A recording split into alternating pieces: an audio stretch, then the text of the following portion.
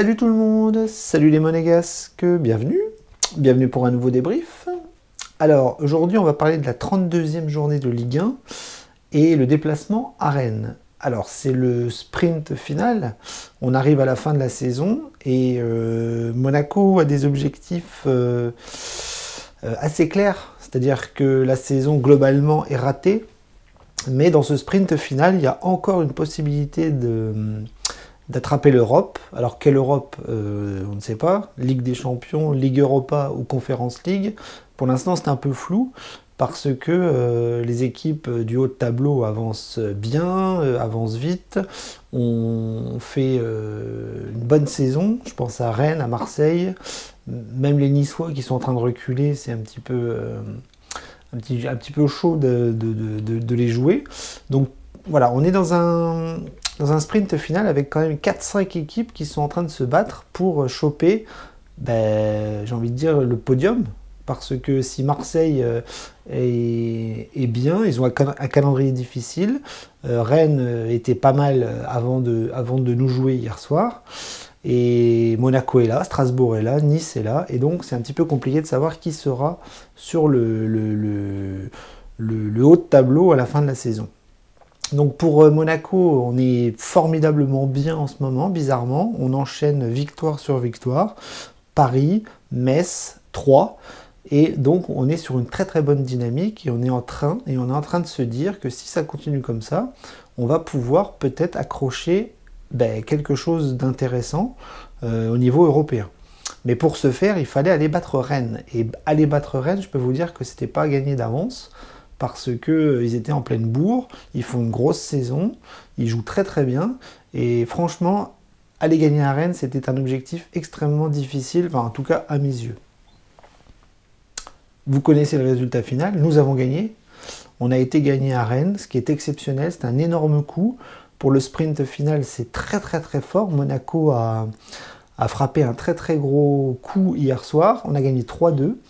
Et je peux vous dire que c'est assez exceptionnel quand on voit le scénario de la saison. Donc le contexte actuel est très bon parce qu'on enchaîne victoire sur victoire. Au niveau des blessures, il n'y a pas beaucoup d'absence, si ce n'est Maripane qui n'est pas encore là. Fabregas et Diatta ne sont plus là non plus. Mais globalement, tout le monde est là, tout le monde est en forme et on voit que le turnover se passe bien, que les remplaçants, les titulaires arrivent bien à enchaîner les victoires, les matchs et les performances positives. Donc très bon contexte, on attendait le 11 de départ et on a vu que très peu de choses changent en ce moment et Philippe Clément a reconduit le 11 classique avec quand même un retour aux bases avec Tchouaméni, Fofana au milieu de terrain et Yederland devant. Pardon. Donc Nubel dans les buts, Caio Henrique, Aguilar sur les côtés, Badiachil, Dissassi, la doublette Fof Tchouaméni, Golovin à gauche, Vanderson à droite et Yederland. Donc voilà, équipe classique type. Et maintenant on attendait un petit peu l'animation, le jeu et qu'est-ce qu'on allait pouvoir faire sur le terrain de Rennes qui franchement n'était pas facile à battre et en plus il y avait ce petit parfum de match européen avec un public en feu, un stade plein. Franchement, pas facile pour Monaco.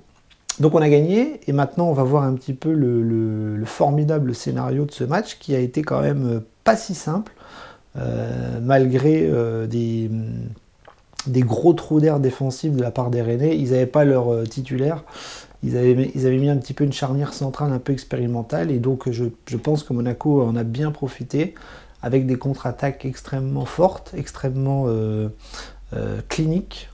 Et on va voir qu'on a réussi à mettre 3 buts de façon assez exceptionnelle. Donc la première mi-temps, en fait, c'était un petit peu compliqué parce que Monaco n'est pas bien rentré dans le match, si ce n'est avec une belle envie, une belle agressivité, un bon pressing. C'est-à-dire qu'on était là, on était présent, on était dans la mentalité, on était bon. Mais très très vite, on s'est fait cueillir à froid sur une contre-attaque côté droit où un centre arrive sur la tête d'un Rennais et le ballon va au fond. Donc ça commence plutôt mal. On voit que Monaco ne défend pas bien sur ce coup. Et on se dit que si les Rennais sont à ce niveau-là tout le match, on va prendre une raclée et que ça va être assez rapide comme scénario. Et puis non, très très vite, Monaco n'a pas baissé les bras. Monaco a réussi à rester concentré, à rester focus sur leurs objectifs, et sur les quelques offensives, on a été assez dangereux. Voilà, on a eu Golovin qui s'est retrouvé quasiment face à face avec le gardien qui la met à côté, Volland aussi, un face à face avec un Piqué qui met au-dessus.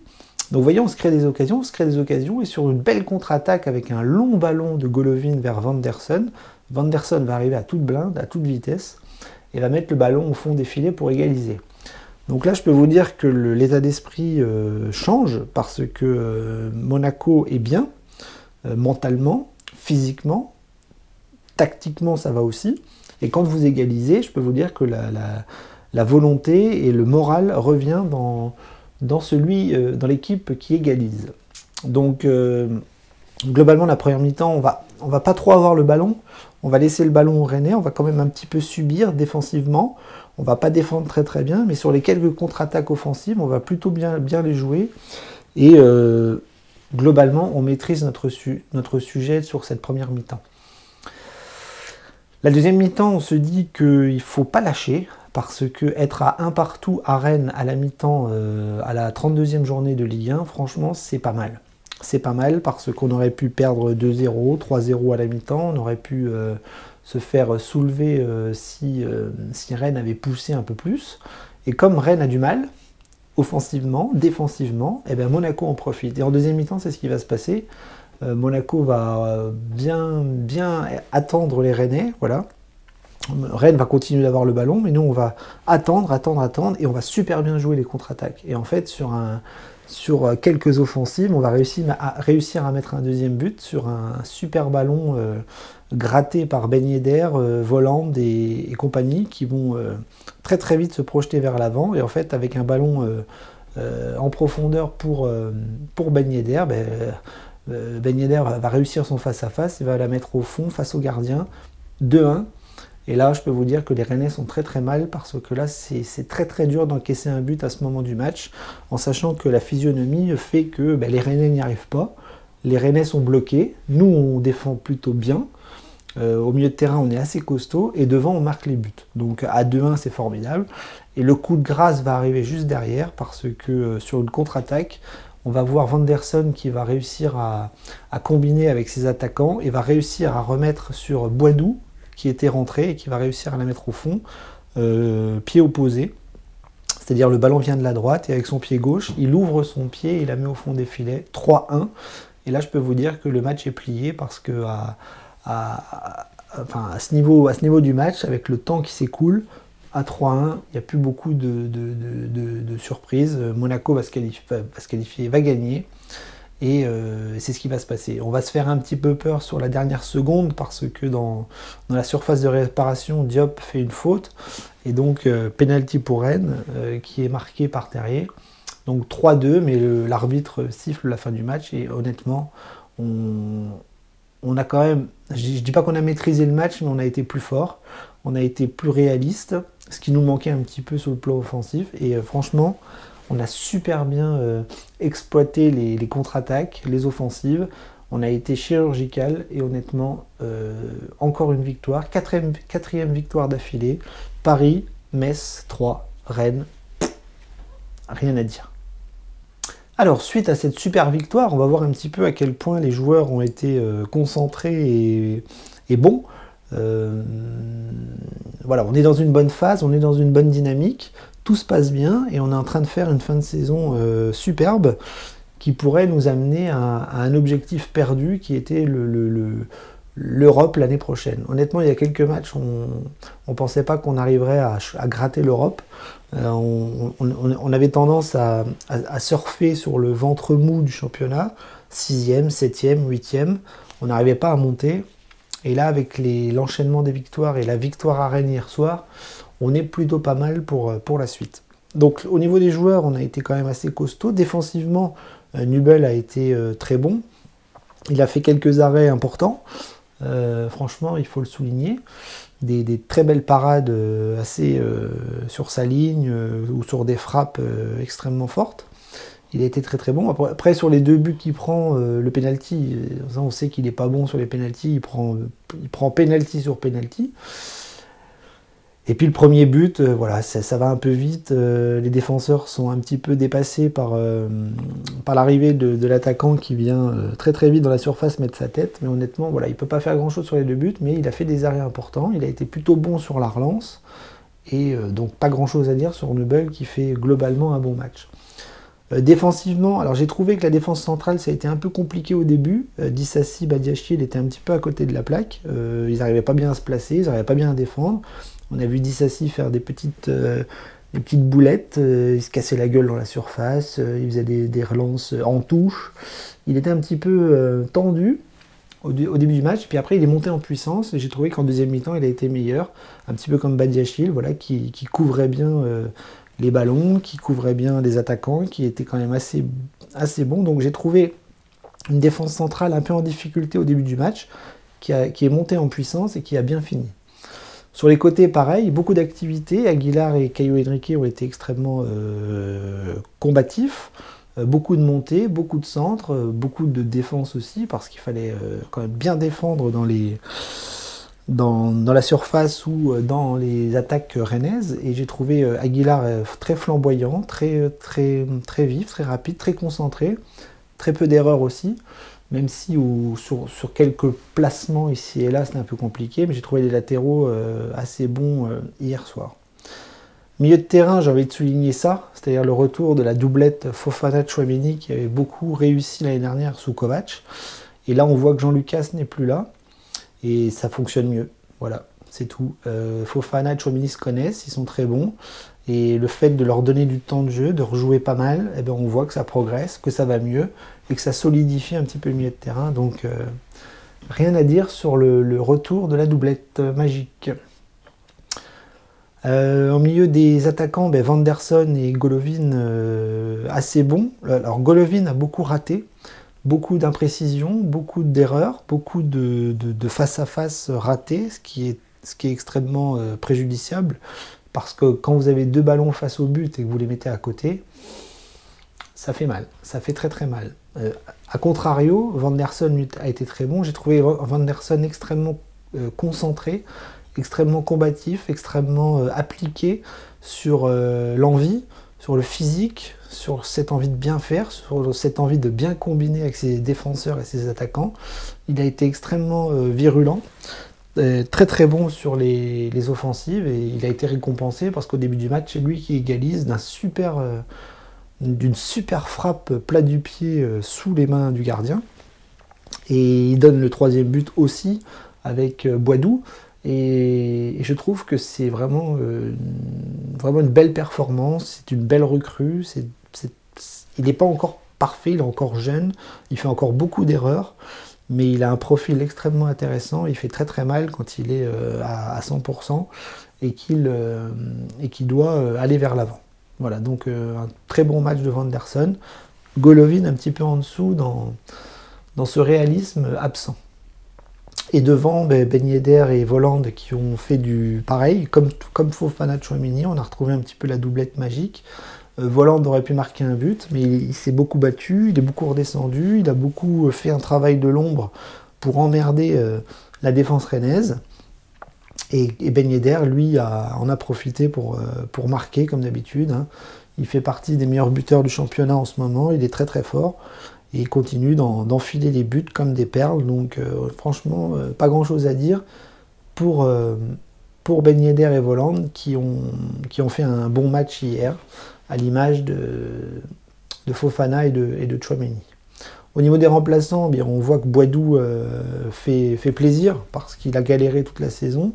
Là, il rentre, il marque contre Metz, il marque contre Rennes.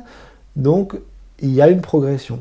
On l'attendait enfin. C'est pas une progression très très haute, très très forte, mais il y a une progression. Il va mieux. Et c'est tant mieux. C'est tant mieux parce qu'on a besoin de tout le monde. On a besoin de buteurs qui marquent. On a besoin d'attaquants qui marquent. Et quand c'est pas Ben Yedder, c'est Voland. Quand c'est pas Voland, c'est Boadou. Et c'est tant mieux parce que tout ce petit monde doit tirer Monaco vers le haut en ce moment pour bien finir la saison. Au niveau des autres remplaçants, pas grand chose à dire. Diop J'attendais sa rentrée, il n'a pas été très très bon. Même au contraire, il a provoqué un penalty. Jacobs est rentré. Qui d'autre est rentré? Donc Boidou, Diop, Jacobs, et je ne sais plus. Je ne sais plus qui d'autre. Voilà. Je vous dis, à part Boidou, les remplaçants n'ont pas forcément apporté grand-chose. Mais voilà, toute l'équipe a fait le travail. Ils ont été chercher la victoire. Ils ont été très très forts. Et ils ont vraiment frappé un très très gros coup sur la Ligue 1 pour ce sprint final qui va être super intéressant. Alors on va conclure par le fait que l'objectif est atteint. Il fallait absolument retrouver des espoirs européens importants. C'est-à-dire que pas forcément la Conference League. L'Europa League serait un bel objectif atteint en fin de saison. Certains rêvent de la Ligue des Champions. Personnellement, je n'y crois pas beaucoup. Faut pas rêver non plus. Je pense qu'il faudrait vraiment beaucoup de paramètres pour que Monaco se retrouve en Ligue des Champions l'année prochaine. Il faudrait que Marseille s'écroule un petit peu, que Rennes s'écroule de nouveau. Il faudrait que Strasbourg et Nice s'écroulent aussi. Il faudrait que nous, on fasse un sans faute. J'ai un peu de mal à penser à tous ces paramètres entiers pour que Monaco soit là. Mais honnêtement, ce qu'on fait en ce moment est très très très fort. Le mental est au top, les performances sont au top, les victoires s'enchaînent. Et il va falloir confirmer. Parce que là, honnêtement, la fin de saison, on va se jouer sous 8 jours. C'est-à-dire qu'en 8 jours, on va jouer 3 matchs. Rennes, Nice, Saint-Étienne. Donc la première étape est réussie. C'était la plus difficile à mes yeux. Je ne dis pas que Nice, ça va être facile. Ça va être très compliqué aussi. Mais c'est un derby. C'est chez nous, c'est à la maison. C'est au Louis II. Les joueurs vont être très motivés, les joueurs vont être très concentrés. Je pense qu'on va faire un bon match. Et honnêtement, vu la forme de Nice en ce moment et vu notre forme à nous, je pense que nous sommes favoris et qu'on peut prendre les 3 points avant de jouer des équipes peut-être un petit peu plus faibles. Après, les équipes plus faibles, vous savez comment on est. On a du mal aussi. On n'est pas très très serein face à des équipes qui jouent le bas de tableau. Donc on bat les gros. C'est formidable. On commence à se remettre à battre les petits. Ben, il va falloir battre tout le monde. C'est-à-dire les moyens, les petits et les gros pour finir très très fort et sur, allez, top 4. Il faut un top 4. Si on fait le top 3, alors là, c'est champagne. Si on fait top 4, c'est très très très bien, vu la physionomie de la saison. Donc, la semaine prochaine, derby, Nice, victoire obligatoire. Et honnêtement, il faudra aussi penser au match d'après, parce que quelques jours après, on ira à Saint-Étienne et il faudra les enfoncer. Voilà. Parce que honnêtement, si on prend 6 points la semaine prochaine, je peux vous dire qu'on va être très très très très très bien au classement. Et c'est tout ce qu'on attend. Voilà. Il faut limiter la casse, il faut finir sur une bonne note. Je ne dis pas que la saison est réussie, loin de là. Pour moi, elle est ratée depuis longtemps. Mais alors, si on arrive à choper une belle Coupe d'Europe l'année prochaine, ça sera vraiment un moindre mal et on aura vraiment sauvé les meubles. Voilà, donc j'arrête là. Je vous donne rendez-vous très très vite pour le derby mercredi soir. Et en attendant, savourez bien cette victoire en terre rennaise parce qu'elle fait un bien fou. Et franchement, c'est pas souvent qu'on peut se réjouir cette saison de belles victoires, de belles performances et d'un si bel enchaînement de victoires. À mercredi, Dagemunigu.